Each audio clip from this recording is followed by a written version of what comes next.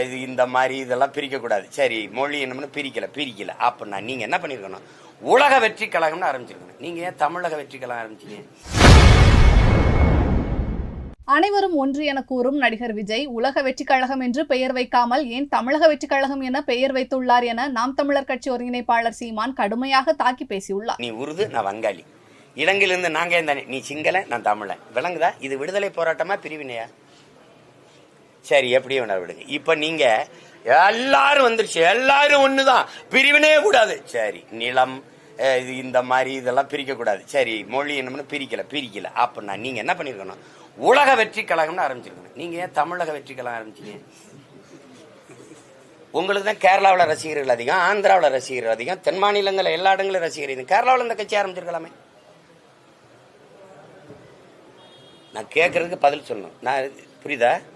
அப்ப இது எவ்வளவு எப்படி அடிப்படை இல்லாம நீங்க போயிட்டு அலைஞ்சீங்கன்னா எப்படி? தமிழக வெற்றி கழகம் ஏன் வைக்கிறீங்க நீங்க? உலக வெற்றி கழகம், அகில உலக வெற்றி கழகம் முடிஞ்சு போச்சு. யாராவது கேள்வி கேட்டா சொல்லுங்க.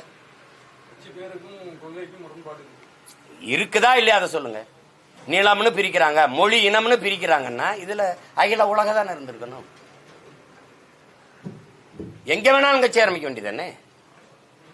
இப்ப அண்ணாமலையிட்டு தம்பிட்டு அதான் கேட்டேன். நீங்க இவர்கள் தமிழ் நீ ஏப்ப கர்நாடக மாநிலத்துக்கு தலைவர் ஆயிட்டு போண்டியதானப்பா. ஒரே கட்சி இந்தியா முழுமைக்கு ஆள்றீங்க. நீங்க கர்நாடகாவில் தான் அதிகாரியா இருந்திருக்கீங்க, ஐபிஎஸ் அதிகாரியா.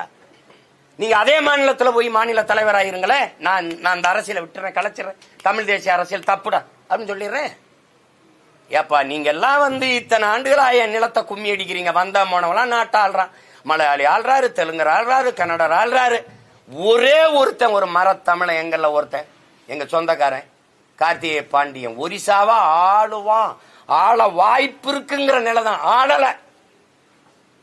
ஆளலாம், அவன் வரலாம்னு ஒரு வாய்ப்பு.